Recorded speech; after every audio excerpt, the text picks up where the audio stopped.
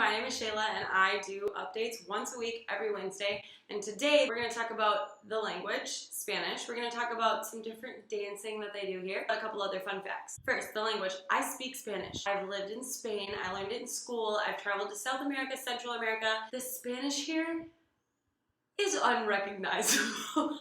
I'm having such a hard time. Can't figure it out here. Because first of all, they don't say their S's. Gracias, gracias, adios, adios. I can speak it. As soon as they try to talk back to me, I am like, I don't know what to do. And the other thing is, most of them speak English. I try and talk to them in Spanish, and I'm like, oh, I don't know that word. They just immediately switch to English. Or, hola, ¿cómo estás? Oh, ¿cómo estás? They just go right to English for me. Hello, how are you? Except for in my job training now, everybody knows that I speak a little bit of Spanish, so they're all trying to practice with me. And I think that's where I'll learn my Spanish, is at work. Next thing, dancing here. I want to learn how to salsa. Once I get all settled in, I'm going to go and take professional salsa dancing classes.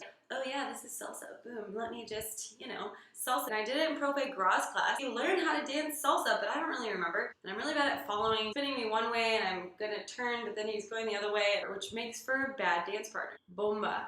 I went and I saw it the other night. It's super, super cool. So they do kind of two things. There's like a show.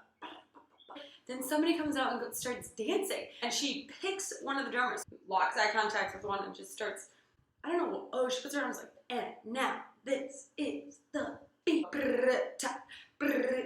Move her hips, and the drummer has to follow along. Very, very awesome. Something called Reggaeton. Reggaeton would be the equivalent of like grinding in the States, right? Pretty intense, So in the States, we like grinding. Here, it's like bumping. The same kind of stuff you would do grinding. Instead, you're like bumping.